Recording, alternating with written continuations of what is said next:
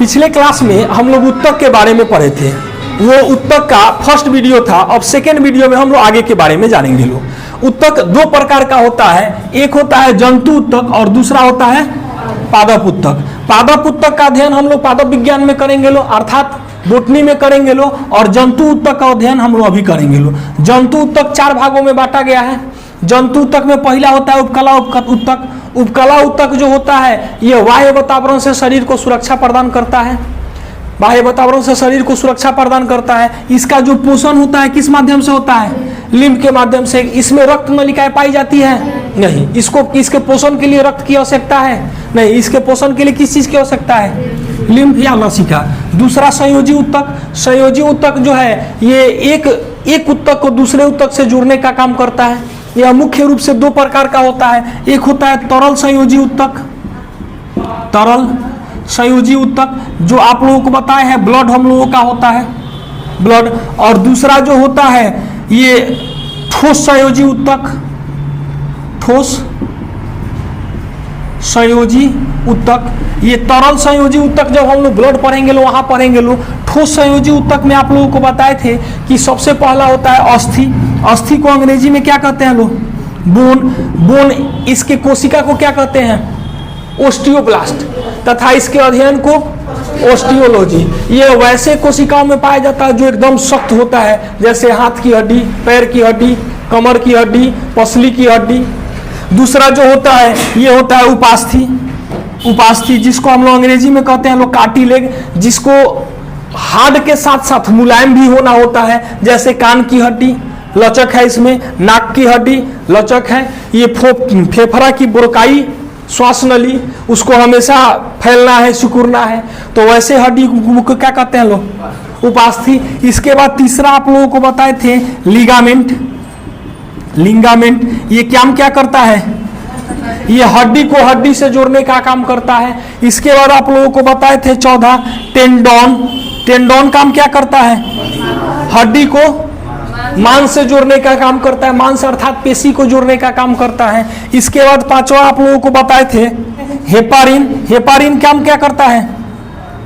शरीर के अंदर ब्लड को जमने नहीं देता है। अगर हेपारिन नहीं रहता तो शरीर के अंदर हम लोग सोए रहते, ब्लड क्या करता? क्लॉट कर जाता, जम जाता। तो ब्लड को शरीर के अंदर थक्का नहीं बनने देता है। किसके कारण? हेपारिन के कारण। इसके बाद 6ठा आप लोगों को बताए थे हिस्टामिन। हिस्टामिन किसके प्रति जिम्मेवार होता है? एलर्जी के प्रति। आप लोगों को बताए थे कि अगर किसी चीज से आपको एलर्जी होगा जैसे धुआं से, तो आपके शरीर में हिस्टामिन की मात्रा क्या हो जाएगी? बढ़ जाएगी। अब उसका लक्षण दिखने लगेगा, नाक बहने लगेगा, सांस लेने में तकलीफ होगी। अब इसके लिए कौन सी दवा चाहिए? एंटी हिस्टामिन की दवा चाहिए, जिसमें आप लोगों को सेट्रिजिन बताए थे, लेवोसेट्रिजिन बताए थे। एविल भी एंटी हिस्टामिन का दवा है। ये जिसको दम फूलता है देखिएगा लोग, इनहेलर लेता है लोग। तो ये हिस्टामिन की मात्रा बढ़ने से हम लोगों को क्या होता है? एलर्जी के प्रति जिम्मेवार है। इसके बाद आप लोगों को बताए थे फाइब्रिनोब्लास्ट। फाइब्रिनोब्लास्ट ये कटे फटे घाव को भरने के प्रति जिम्मेवार होता है, कटे फटे घाव को भरने के प्रति जिम्मेवार होता है। इसके बाद आप लोगों को बताए थे एडिपोज उत्तक। एडिपोज उत्तक जो होता है यह उष्मा का क्या होता है?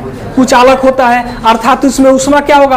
आर पार नहीं जाएगा। यही एडिपोज उत्तकवा हम लोगों के पेट में होता है, जिसके कारण देखिएगा लोग का पेटवा निकल जाता है। वो क्या है? चर्बी है। चर्बी एक निश्चित मात्रा तक शरीर में है तब अच्छा है, अगर उससे अधिक हो गई तो क्या है?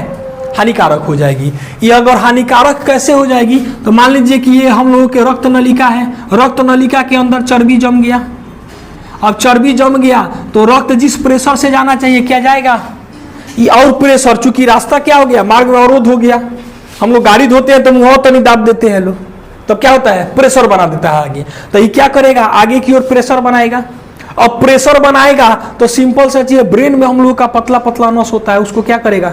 फाड़ देगा, फाड़ेगा। इसको कहा जाता है ब्रेन हेमरेज। 90% चांस है कि आदमी नहीं बचेगा, 10% चांस है बचेगा। तो बचेगा तो मिनिमम खर्च 10 लाख रुपए। ये हम लोगों के हृदय की सबसे पतली धमनी होती है क्रोनरी धमनी। वो धमनी एकदम पतली धमनी होती है, उसको फाड़ देगा, जिसको हम लोग हार्ट अटैक कहते हैं। हार्ट अटैक हो गया तो ये किसके कारण होता है? एडिपोज उत्तक के कारण। तो एडिपोज ऊतक ये क्या है? चर्बी है। यह शॉक ऑब्जर्वर का भी काम करता है, अर्थात चोट से क्या करता है? बचाता है। ये एडिपोज ऊतक जिसमें अधिक होगा ओकरा ठंडी, जिसे मोटे लोगों को ठंडी कम लगता है और पतले लोगों को ठंडी अधिक लगता है। अभी क्या है? वसा है, चर्बी है, उष्मा का कुचालक है। अब उष्मा का कुचालक है, बढ़िया ऊनी कपड़ा क्या करता है? गर्मी करता है, शरीर के गर्मी को बाहर नहीं निकलने देगा और बाहर के ठंडी को अंदर नहीं आने देगा। अब हम लोग का शरीर का टेम्परेचर होता है 37 डिग्री सेल्सियस।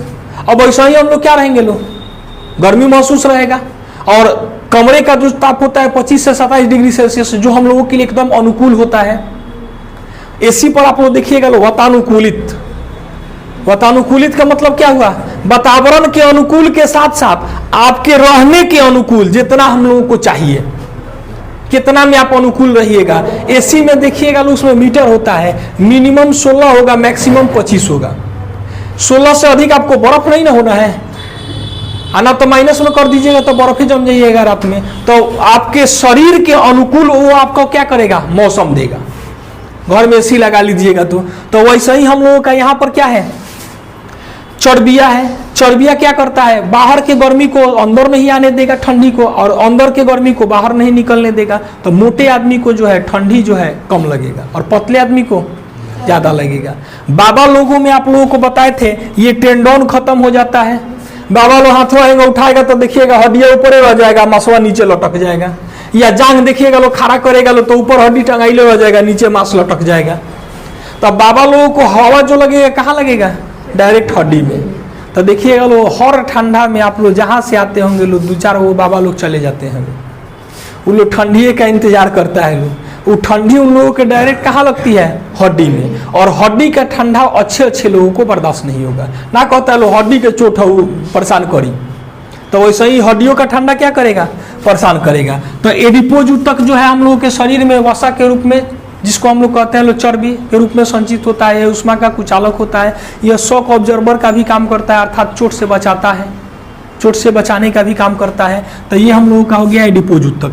तो हम लोग पहला देखे हैं लोग उपकला ऊतक, दूसरा संयोजी ऊतक। अब हम लोग तीसरा देखेंगे लोग पेशी ऊतक।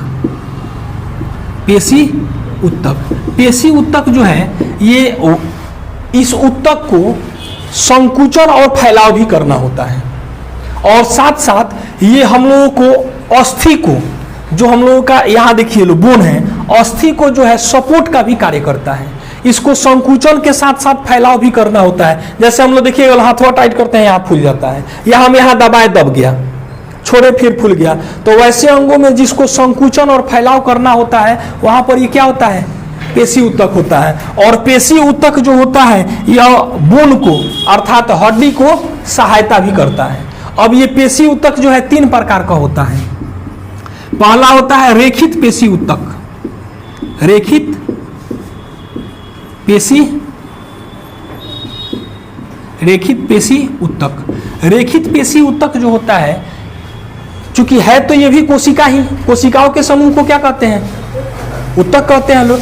तो इसका जो कोशिका होता है इसकी संरचना पट्टीदार होती है। इसकी संरचना कैसी होती है? पट्टीदार होती है और इसमें एक से अधिक केंद्रक पाया जाता है। इसमें एक से अधिक केंद्रक पाया जाता है। यह रेखित पेशी ऊतक जो होता है हम लोगों के ऐच्छिक क्रियाओं को नियंत्रित करता है।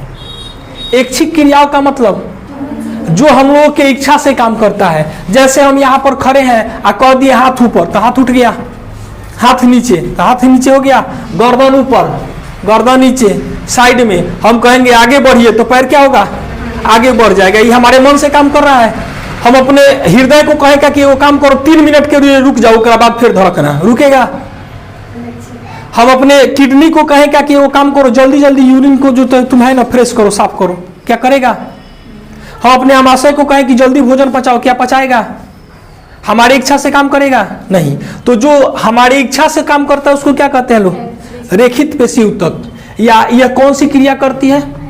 ऐच्छिक क्रियाओं को करता है। इसकी संरचना कैसी होती है? पट्टीदार होती है और इसमें एक से अधिक क्या होता है? केंद्रक पाया जाता है।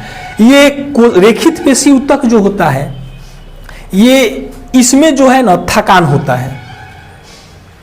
अगर इसको रेखित पेशी ऊतक को ज्यादा काम करवा लीजिएगा तो क्या हो जाएगा, थकान हो जाएगा। जैसे हम लोग सुबह में दौड़ते हैं, लोग शुरू में आप लोग दौड़ने जाइएगा, लोग पूरा पैरवा जाम हो जाता है और उसी पर कंटिन्यू दौड़ते रहिएगा, ठीक हो जाएगा। जैसे हम दिन भर एगो ईटा लेके आप 100 बार ऐसे ऐसे करें, अब इसके बाद अगले दिन क्या होगा, हाथ एकदम ऐसे हो जाएगा, हिलवे नहीं करेगा हाथ। इसका कारण क्या है, ये थक गया।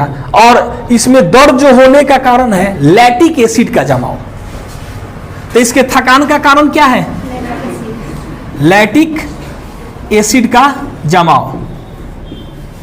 तो हम लोगों का थकान किस में होता है, रेखित पेशी ऊतक में। दूसरा जो होता है अरेखित पेशी ऊतक, अरेखित पेशी ऊतक। इसकी जो संरचना होती है ना, ये मध्य भाग में फूला हुआ होता है और किनारे का इसका जो भाग होता है ना, ये पतला होता है ऐसे। मध्य भाग इसका क्या है, देख रहे हैं, फूला हुआ है और पतले साइड का भाग क्या है, कैसा है, मोटा है। इसमें एक ही केंद्रक पाया जाता है। ये जो है वैसे अंगों में पाया जाता है जो हमारी इच्छा से काम नहीं करता है, अर्थात अनैच्छिक क्रियाओं को करता है। जैसे हम लोग भर पेट भोजन कर लिए, कोई सामने ले आकर के रसमलाई रख दे और कहेगा कि 10-20 को खाइए, क्या खा पाएंगे। और हम अपने लीवर से कहें कि जल्दी से पचाओ इसको, हमको रसमलाई खाना है, क्या पचाएगा। इसको 4 घंटा समय चाहिए, 4 घंटा से पहले पचा पाएगा नहीं। तो हम लोग की इच्छा से काम करेगा नहीं। और अगर हम इसको जबरदस्ती काम करवाएं तो रसमलाई 10 को घींच लिए तो क्या होगा, अनपच जिसको हम लोग कहते हैं, लोग अंदर का क्रिया क्या हो जाएगा, पाचन क्रिया, डाइजेस्टिव सिस्टम गड़बड़ा जाएगी और उसका परिणाम हम लोगों को सुबह देखने को मिलेगा। ठीक है, पेट घर घर करेगा, लूज मोशन हो सकता है, कुछ भी हो सकता है। तो रेखित पेशी ऊतक क्या हम लोगों की इच्छा से काम करता है, नहीं, ये हम लोगों की इच्छा से काम नहीं करता है।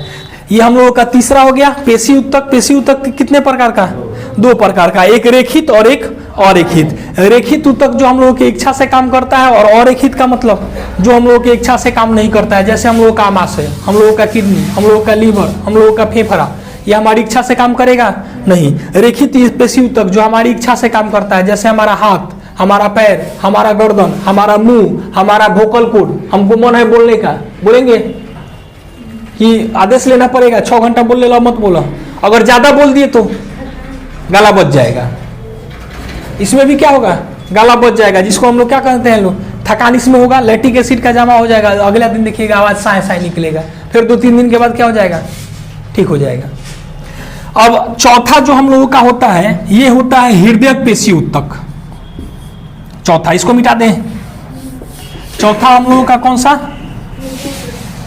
हृदयक पेशी ऊतक।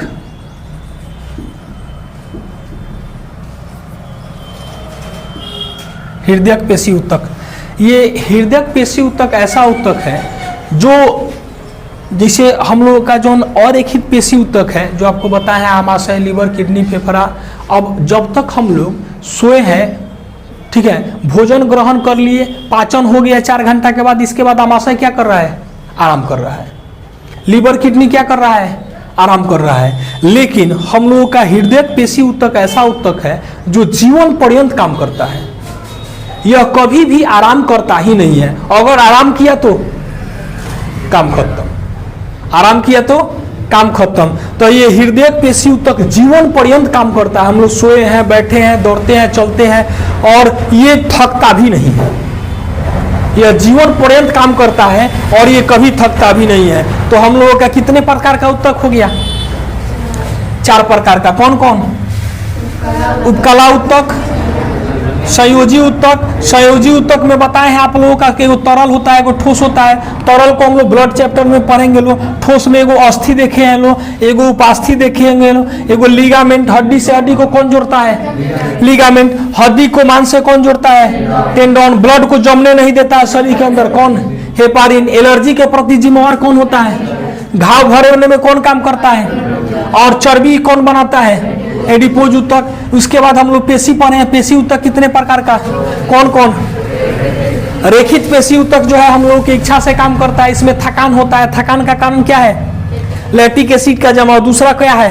अरेखित पेशी ऊतक। अरेखित पेशी ऊतक को क्या कहते हैं? अरेखित पेशी ऊतक में जो हमारी इच्छा से काम नहीं करता है, अर्थात हम लोग का आमाशय, लीवर, किडनी, पेनक्रियाज, ये सब हम लोग की इच्छा से काम करता है नहीं।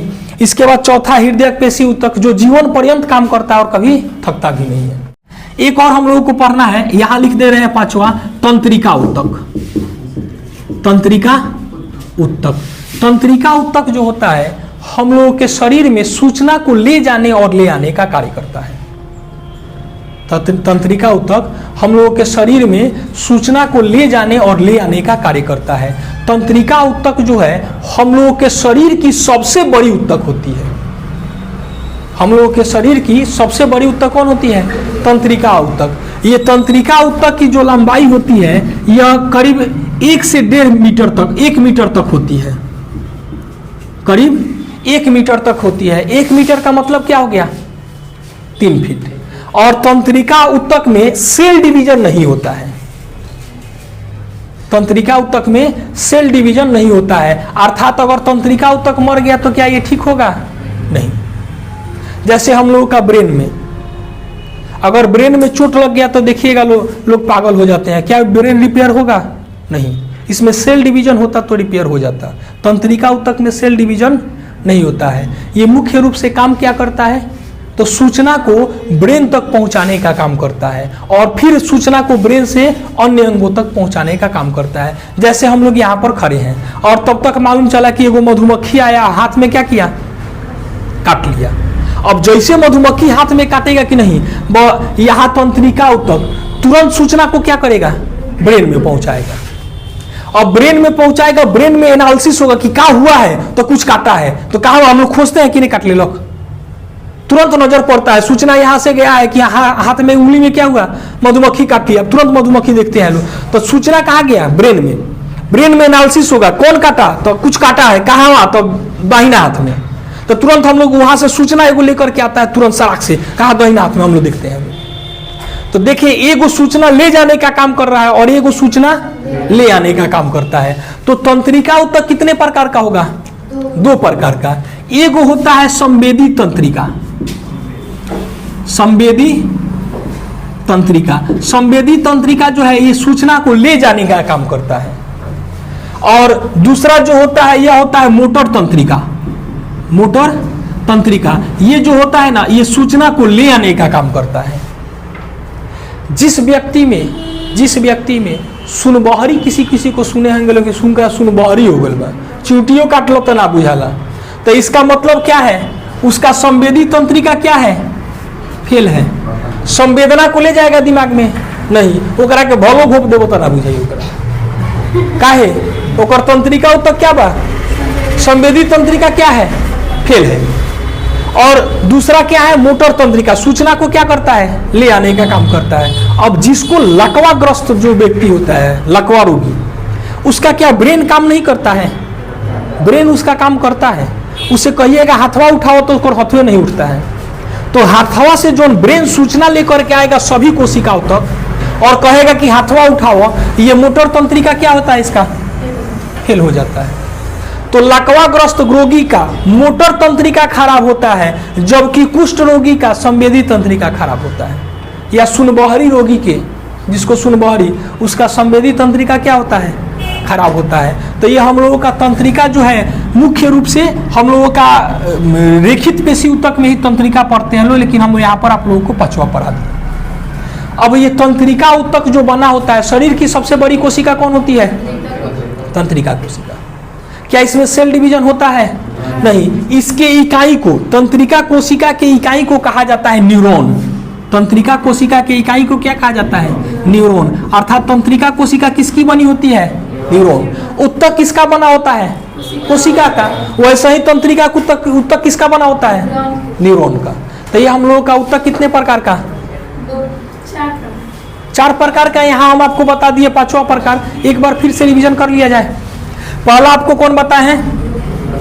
पहले ऊतक का अध्ययन किसको क्या कहते हैं लोग? ऊतक की खोज किसने किया था? मार्सेली ने। ऊतक को 2 भाग में बांटे हैं लोग। पहला कौन था? पहला जंतु ऊतक और दूसरा पादप ऊतक। पादप ऊतक का अध्ययन हम लोग वनस्पति विज्ञान में करेंगे। लो जंतु ऊतक को हम लोग कितने भाग में बांटे? लो पहले दो भाग में, एगो ठोस और एगो तरल। तरल में हम लोगों का ब्लड आ जाता है, जिसमें आरबीसी डब्ल्यूबीसी, तो ब्लड को हम लोग ब्लड में पढ़ेंगे। लो ठोस में हम लोग कई भाग में फिर बांटे? लो 4 भाग में। पहला हम लोग जो बांटे थे उसको कहे लो उपकला ऊतक। उपकला ऊतक शरीर का बाहरी आवरण बनाता है, जो बाह्य वातावरण से सुरक्षा प्रदान करता है। आप लोगों को बताए थे कि इसी ऊतक में क्वालिटी है कि ठंडी गर्मी बरसात सब कुछ बर्दाश्त कर लेता है। अगर इसको हटा दिया जाए तो छिलल मुर्गा लाल हो जाएगा हम लोगों का। 3 घंटा के अंदर में आदमी बैक्टीरियल फंगस से मर जाएगा। उपकला ऊतक क्या करता है? बाह्य वातावरण से सुरक्षा प्रदान करता है। दूसरा है संयोजी ऊतक। संयोजी ऊतक क्या करता है? जोड़ने का, एक ऊतक को दूसरे ऊतक से जोड़ने का काम करता है, जिसमें सबसे पहले आप लोगों को बताए थे बोन मतलब हड्डी। हड्डी हम लोगों का वैसे अंगों में पाया जाता है जिसको कठोर होना रहता है, जिसको कठोर होना रहता है। हड्डी कोशिका के अध्ययन, हड्डी के अध्ययन को क्या कहते हैं लोग? ऑस्टियोलॉजी। और हड्डी कोशिका को क्या कहते हैं लोग? ओस्टियोब्लास्ट। क्योंकि हड्डियों तो कोशिका से बना है ना। अब हम लोग का हाथ के एक हड्डी नहीं, कोशिका नहीं ना है, ये भी करोड़ों कोशिका से बना है। तो हड्डी कोशिका को क्या कहते हैं लोग? ओस्टियोब्लास्ट। और हड्डी कोशिका के अध्ययन को ओस्टियोलॉजी। उसके बाद दूसरा बताया है उपास्थि। उपास्थि जिसको कठोर के साथ साथ मुलायम होना होता है, जैसे कान की हड्डी या नाक की हड्डी या ब्रोकाई की हड्डी, श्वास नली जिसको हम लोग कहते हैं लोग। इसके बाद आपको लिगामेंट बताए थे। लिगामेंट क्या करता है? एक हड्डी से दूसरे हड्डी को जोड़ने का काम करता है। लिगामेंटों में आप लोगों को बताए थे वो विशेष लिक्विड पाया जाता है जिसको कहते हैं कि ग्रीस है। ये क्या था? साइनोवियल द्रव। बाबा लोगों का या घर में दादी होंगी, देखिएगा उनको उठ बैठ होने में दिक्कत होता है। साइनोवियल द्रव आप लोगों को बताए थे कि हम लोगों की हड्डी को क्या करता है? ये हड्डी से हड्डी को जोड़ने का काम कौन करता है? लिगामेंट। और यही हम लोगों का लिगामेंट जो होता है ना, यहां से देखिए दिख रहा है, इधर आ जाते हैं। अब ये लिगामेंट हम लोगों का जो है, मान लीजिए कि हम लोगों का पैर है, ठीक है, तो पैर हम लोगों का ये हो गया, तो यहाँ पर लिगामेंट पैरवा कहाँ मुड़ेगा? पीछे की ओर। ऐसे फोल्ड करेंगे तो मुड़ जाएगा, हेने टानेंगे तो लिगामेंट टूट जाएगा। इस लिगामेंटों में घर्षण न हो, इसके लिए भगवान ने वो ग्रीस दे के भेजे हैं, जिसको क्या कहते हैं लोग? साइनोवियल द्रव। और यही बुढ़ापा में क्या होता है? खत्म हो जाता है। तो देखिएगा लोग घर में दादी होंगी, बाबा होंगे या मम्मी भी बुजुर्ग हो गई होंगी, तो उनको भी उठने बैठने में परेशानी होती है। तो इसका कारण क्या है? साइनोवियल द्रव का खत्म होना। अगर साइनोवियल द्रव आपका ठीक है तो नियमित रूप से योगा एक्सरसाइज करिए, आपका ठीक रहेगा। और अगर खत्म हो गया है, एक्सरसाइज करिएगा तो नहीं हो पाएगा। और बाप दादा परदादा सब करिएगा। इसके बाद आप लोगों को बताए थे हेपारिन। हेपारिन क्या करता है? शरीर के अंदर जमने नहीं देता है। इसके बाद हिस्टामिन। हिस्टामिन क्या करता है? एलर्जी के प्रति जिम्मेवार होता है। इसके बाद फाइब्रिनोब्लास्ट क्या करता है? कटे फटे घाव को भरने का काम करता है। इसके बाद एडिपोज ऊतक। एडिपोज ऊतक शरीर के बाहरी त्वचा के ऊपर पाया जाता है, यह ऊष्मा का कुचालक होता है, शॉक ऑब्जर्वर का काम करता है। इसके बाद आप लोगों को बताए हैं पेशी ऊतक। पेशी ऊतक में कितने प्रकार का? कौन कौन?